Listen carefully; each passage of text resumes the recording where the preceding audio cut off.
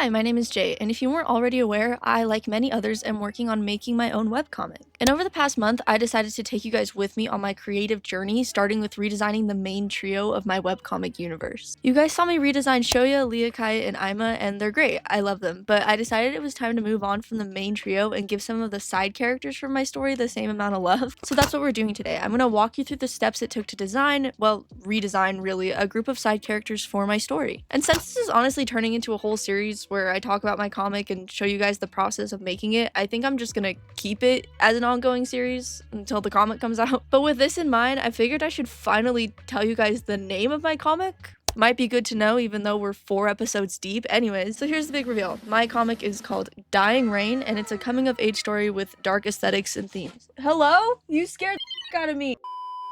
You know our main trio we follow throughout the story, but it's not just them. I have lots of side characters that need refreshers on their designs as well. Today I chose 3 characters to group and redesign all in one video. Their names are Roscoe, Oliver, and Marbles, and all 3 of them work and live at a bar nestled in one of the story's regions, Snowfall Point. Before we get into their designs, I decided it would be fun to come up with a logo for said bar since I never had before. The bar's name is Velvet Lights, and it's a bar the trio finds themselves stumbling into towards the second act of the story. It's a rundown little bar owned and run by an ex-hitman turned softie, and everyone else who works and lives at the bar were handpicked by the owner, all coming from broken backgrounds and getting a second chance. Who is this mystery bar owner with a savior complex? Well, that would be our first side character redesign, Roscoe. Roscoe is one of the OCs you have in your brain but never draw out fully, so we are starting with absolutely nothing other than just like a story and an idea. So come with me as we go over the steps of my process of making a character idea into an actual design.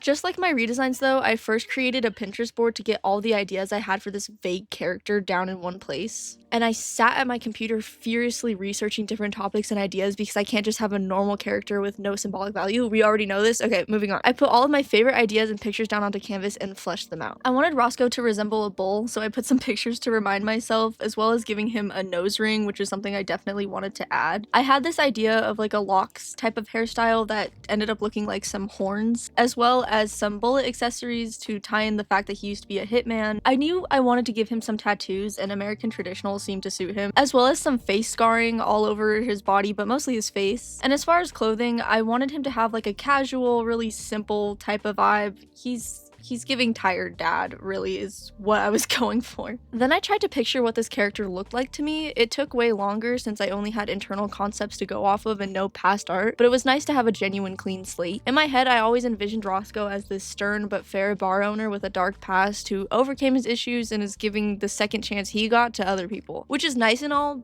How the hell do you make that a character? I started by picking small details, like for starters, his name. Roscoe's story is something I've had in the back of my brain for a really long time, so I'm happy he's finally getting some attention from me. Roscoe was a hitman in his younger years before he gave up that life due to lore that we will get into, but I wanted something to tie back to his roots, which is where his name comes from. Roscoe is a really old word that used to be used in reference to a gun, so, you know, hitman for hire vibes. And the fact that the term isn't used anymore adds to that, him giving up that part of his life aspect. As far as other stuff I added, I base all of my characters off animals, so the bull motif was strong in my brain during this. I wanted something that could represent a physically strong and mentally strong character, and this translated into him being really built when we got into his full body drawing, but I also played around with his hair a lot. You can do a lot with this type of hairstyle, and I had an idea to have his locks braided to sort of resemble low bull horns. I played around with this later, but I really like this idea. I also added a septum ring in his nose to allude to the whole bull cow thing, since sometimes bulls will have them so they're easier to control or to calm them down. Don't know the science behind that, but hey, Roscoe is a bull inspired character who calmed down as he aged, so yippee for well thought out design. I also gave him a stern expression, but more in a tired dad way than like a mean character way. I wanted Roscoe to be serious but not aggressive, just tired vibes all around, okay? He's retired. He's a retired baddie. I gave him some scarring on his face, once again nodding to his old lifestyle. I wanted a character that looked intimidating at first glance and just stronger features in general. He needed to look older than my other characters also, so I was purposely kind of pushing the boundaries a little. And I was really happy with this. It's basically how I envisioned Roscoe in my brain. The only thing that was bothering me was his hair.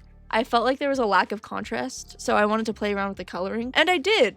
and OBS decided to record exactly 0% of it and handed me a corrupted file with a smile on its face, so I'll give the rundown instead. In the first pass of playing around with his hair, I made the gray more apparent to really lean into the fact that his hair is supposed to resemble horns, and it helped make it easier to see the different sections of hair, and I did like this, so we kept it. And then I decided to draw a side profile to get an even better feel for what this man looked like, and overall the brainstorming was a success. I finally had something real to grasp when it came to my character, but we had more to do, so let's move on to fleshing out the rest of his design. Alright, it was time to move on to adding more to this character, starting with a full body and outfit design. First though, while you watch me struggle with the anatomy and face, I'll explain Roscoe a little more since you can finally picture the guy. Roscoe spent his young years fending for himself as a bounty hunter slash hitman for hire. Not the best of guys, obviously. But then, tragedy strikes, as it always does in my story, and Roscoe finds himself with nothing, really, and he has to start at square one. So he tries to start anew and opens a bar in Snowfall Point called Velvet Lights and rebuilds himself and betters himself. But there's a reason for this, because it's at this point in the story where Roscoe meets another character, a kid, who will also be designing, but just wait. He takes this young girl in, and the two build this sort of found family, father-daughter trope. And that's how Velvet Lights turned into a sort of halfway house for second chances, and also how all three of the characters in this video are intertwined. Back to the actual design though, I took the bull symbol into account and gave him a bigger, sturdier body type, and then had to get started on his clothing. When thinking about the type of character Roscoe is, his age and backstory played a factor into what I ended up choosing. I placed Roscoe in his early 30s at the time my story is actually taking place, and this fact mixed with the idea of Roscoe being this rowdy, aggressive hitman in his younger years and aging up into this calm barkeeper. Well, I stuck with the basics when it came to his outfit. He's an old man. Well, okay. He's an old man in spirit. Either way, he got this simple layered sweater thing, a pair of work jeans, and some boots. A simple man, obviously. His accessories are where it gets cool, in my opinion. He obviously has his hair horns and bull ring, but I also gave him an earring that's just this old bullet shell. I obviously took the whole hitman backstory thing and ran with it. That's how he also ended up with this fiery... What? That's also how he ended up with this very Jinx-esque belt, where it's completely made out of bullet casings. I thought it was a cute touch and added something to his otherwise simple outfit. Well, maybe not cute, maybe like cool. I don't know, something masculine and fucking awesome. I also ended up giving him wedding bands around his neck on a little necklace. No, he's not married anymore. Also, if you watched the last videos in this series, you know that all of my characters have an ability, except this one. Yeah, Roscoe is just a guy. He's raw dogging, unfortunately. Okay, what the I wrote that. I thought that I wrote it into the script and then I kept it. Anyways, with that, I was happy with how his little outfit turned out and I liked getting all my ideas drawn onto canvas. For Roscoe, I really wanted a character that could kind of be like a safe haven for all of my characters because it's an important thing to have in a story like mine. So when the main trio meets this trio of side characters, it's like an important event. So I wanted all of them to be fleshed out pretty well. Speaking of, this is when I started working on his tattoos. Roscoe is an old dude who in his age has gained a mature, stern mindset, and for a character like this, I looked at a lot of American traditional tattoos as inspiration. I didn't just want to scribble carelessly though, so let me break his tattoos down. I gave him a bull on his bicep because I saw one on my Pinterest board and couldn't resist. I added pistols to both sides of his chest for the aura of it all, and it tied back to his past. Then I added this sort of wing thing on his shoulder. Second chances, wing symbolism that finds its way into all of my characters somehow. You know I had to do it. And added some clouds to his forearm to resemble a sort of gunpowder or smoke after a gun goes off. Can you tell where most of my inspiration for this character came from? Besides that, I did end up scribbling a little just to fill up some of the space, and we were done. These are side characters, so they're not getting the works as far as character sheets, but I wanted to flesh out small, important details like this that gave all of the background characters character, you know? And that was Roscoe done. It was really nice to see his character down on canvas. I've envisioned him so many times, so it was nice to actually look face to face with the guy, and it was time to move on to the next character. Who else to design after Roscoe if not his unofficial daughter? The next character we're designing is Marbles. Marbles did have art before this video, but it was literally one sketch where I drew her in some 20s flapper fashion, and this is a far cry from the character I redesigned today. This is the board I made where I put all of my ideas down, but obviously this tells you and me a whole lot of nothing, so I once again fired up Clip Studio Paint and got to work. I selected the most important pins to get my ideas across and fleshed them out. I wanted her to have some marble accessories, cause, you know, her name. And I also am basing her off of an Arctic fox or a werefox type of thing, so she's gonna have big claws and teeth. She's also albino, so I'm giving her some white lashes and more purple eyes, just albino features. I wasn't exactly sure on what hair to give her, but I knew it had to be a light tone. And as far as accessories and just the outfit, I wanted like a 2016, 2017 vibe. She's supposed to be a younger character, so that's really where my head was. I had a pretty good idea of what Marbles looked like, honestly. I pictured a young girl with a really light color palette whose ability is the fact that she's aware something. Either an Arctic fox or an albino wolf, maybe an albino fox. I don't know, she's creature. She's giving creature. Her hair was the biggest struggle, honestly, because I had nothing to base it off of. I was spoiled with all the redesign videos because I didn't have to start from scratch, but we eventually landed on this messy, short hair look with one side tied up into a pigtail bun situation and the other side completely forgotten about, because I think the unkept look spoke to the youthful character I wanted to make. As far as other details, Marbles is albino. Albinoism is where somebody will have very fair skin and hair. I had reasons for doing this that we will get into later, but for now I will point out the small details. She's the first character that gets to smile in this video series, so can I get some applause from the audience, please? They're not all miserable. She got some dimples, white lashes and eyebrows, purple eyes, which is a kind of a typical feature of albinoism. And I gave her this cute flower necklace like the reference I had and added some marble accents because, you know, her name is Marble.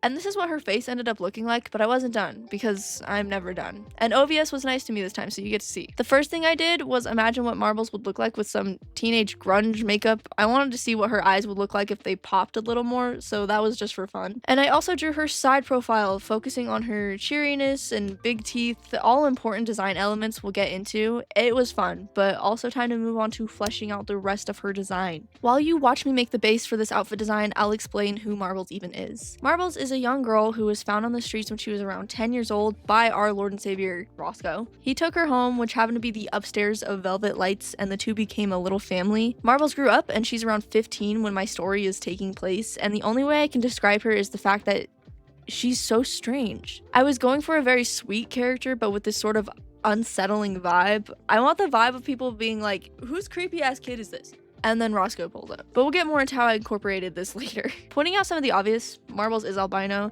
I did this on purpose for a few reasons. One being, albinoism is a rare condition and a lot of Marbles' design has to do with her being unconventional in a lot of ways. But on a more design-heavy perspective, Marbles' color palette being so light is a direct contrast to Roscoe. I wanted it to be jarring in a good way. Roscoe gave up his old habits and lifestyles to raise a kid, and in a lot of ways, Marbles saved him. So she has this purity angel character archetype going, and a lot of those symbols tie back to the color white, so that's where my head was at. In some cultures, Arctic foxes also resemble purity and light in a way, so that was another detail I added. I wanted a strong contrast to Roscoe considering their stories are directly intertwined the way they are, and I think their distinctly different color palettes was a good way to do that. But enough of that. Let's talk about her fire fit, as the kids are saying. For Marbles, I wanted something that screamed young and sort of out there and alternative in a way, so I had a lot of inspiration from like 2016, 2017 Tumblr aesthetics mixed with really like early Coachella, but without the appropriation. I want everyone to know Marbles listens to Chainsmokers by her outfit, okay? That's what we're going for. So I put her in these tasseled out boots, a pair of cutoff shorts, and this flowy white tank top because these are the main things I was seeing when looking at inspiration from the era I was going for. But I added other things when taking her age into account, like covering her legs with tights and adding an undershirt to her tank top. I imagine Roscoe is a you're wearing a t-shirt to the pool type of parental figure, so I kept that dynamic in mind also. I also gave her some accessories, all with Marbles, which is a good time to bring up her name because that also has a purpose. Marbles is not only just a cute name, but it also ties back to Roscoe once again, considering there are certain types of marble guns that can shoot them like pellets, and while still dangerous, it's obviously a lot less harsh than a bullet, so it kind of resembles how Roscoe calmed down once he met Marbles. Just a cute little nod. All the side characters have little symbols for each other in their designs, like a little trio of their own but side characters. I also think about that like I lost my marbles saying, and how Roscoe finding her and turning his life around was like him finding his marbles again or his sanity. I don't know. Is this anything? Let me know. But yeah, this was our late 2010s diva outfit complete.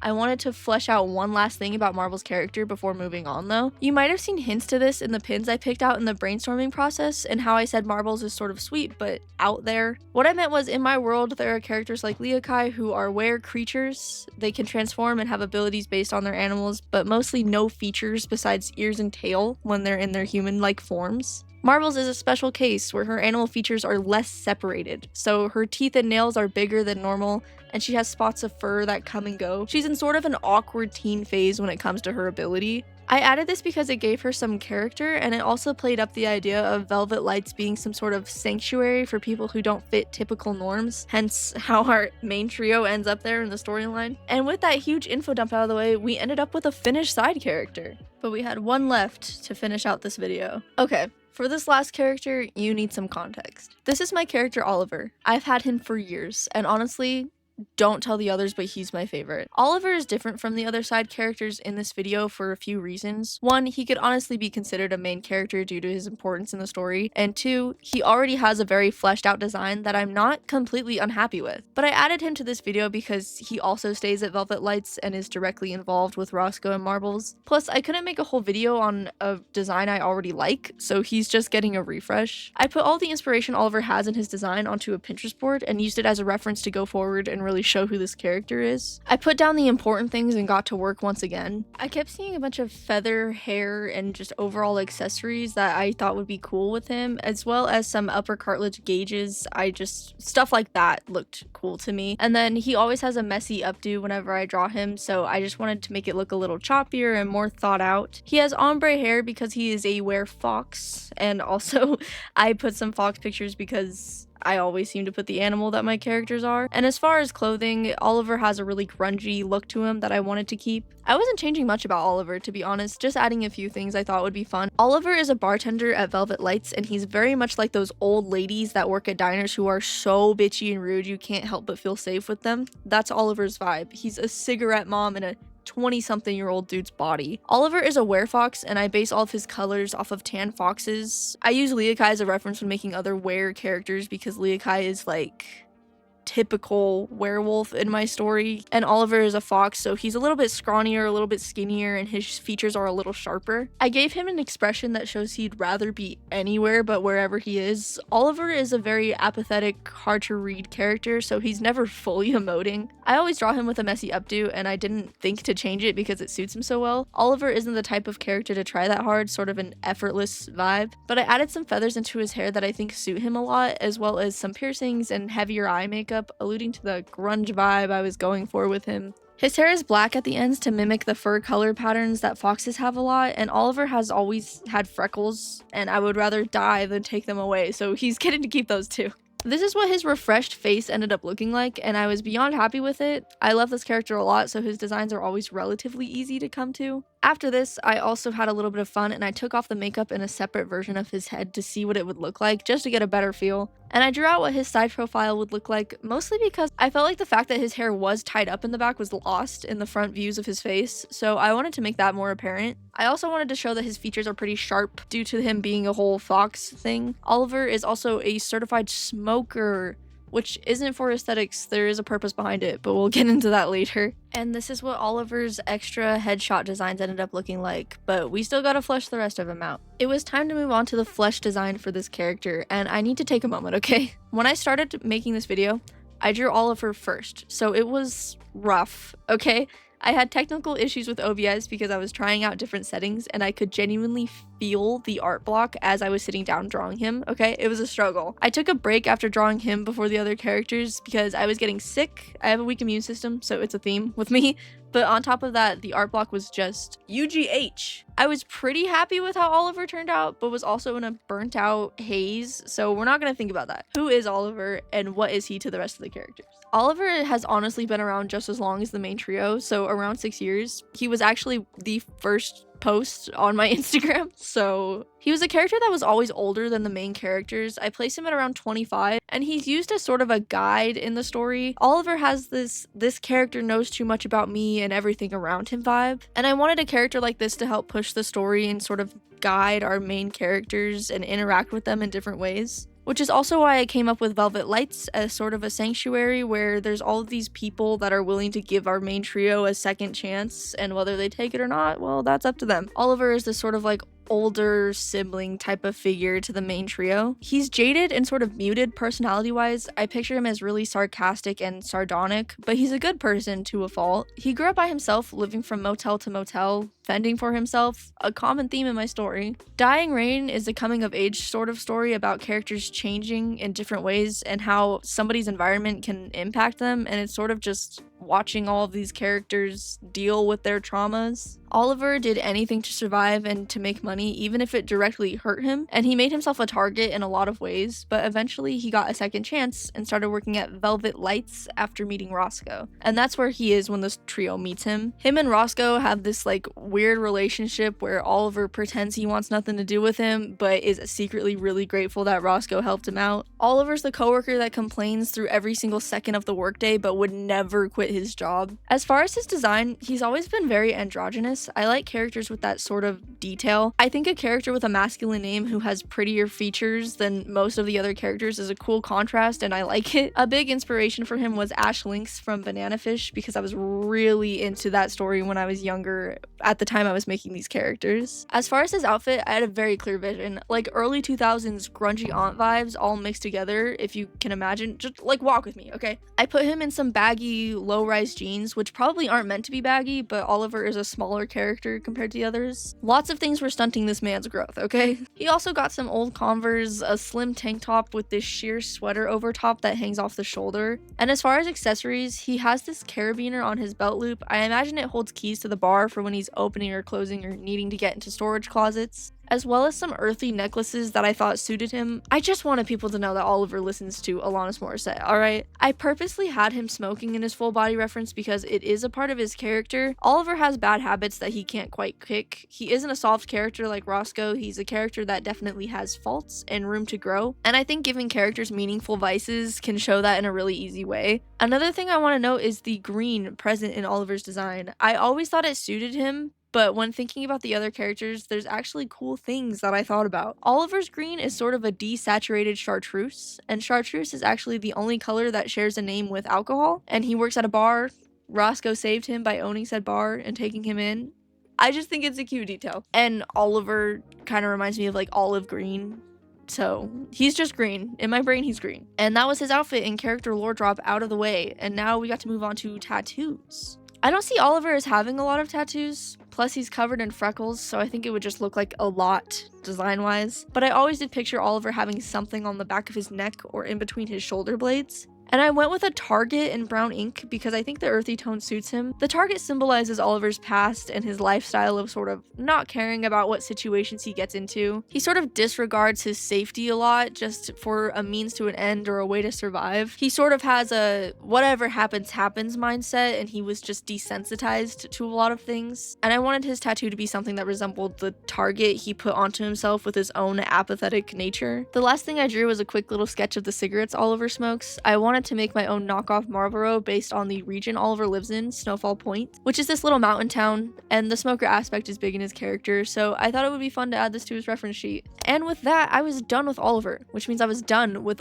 all of our side characters. I am so happy with how they turned out. Here are all of the characters together so far. The official cast of Dying Rain, I think they all mix together really well. And these are all of their headshots, as well as their ages and their handwriting, because I thought it would be a fun touch to add. This was such a fun and challenging video to make. These are side characters and newer designs, so they are subject to way more change compared to the main trio, but I am happy with how they turned out. It was nice to finally have their designs all in one place where I can see them. I've had a lot of fun making videos about my comic, and if you want to know more or see more, let me know, because there is a lot of work to be done. I'll also be posting more about my comic on Tumblr, like more technical things that don't really suit a video. Thank you so much for watching if you did. I always appreciate your support. We're already almost at 3K, which is crazy. Thank you so much. I'm so grateful. This has been like a low-key, this has been a high-key dream of mine forever. Like, okay, drink some water if you haven't, and I will see you all next time. Bye.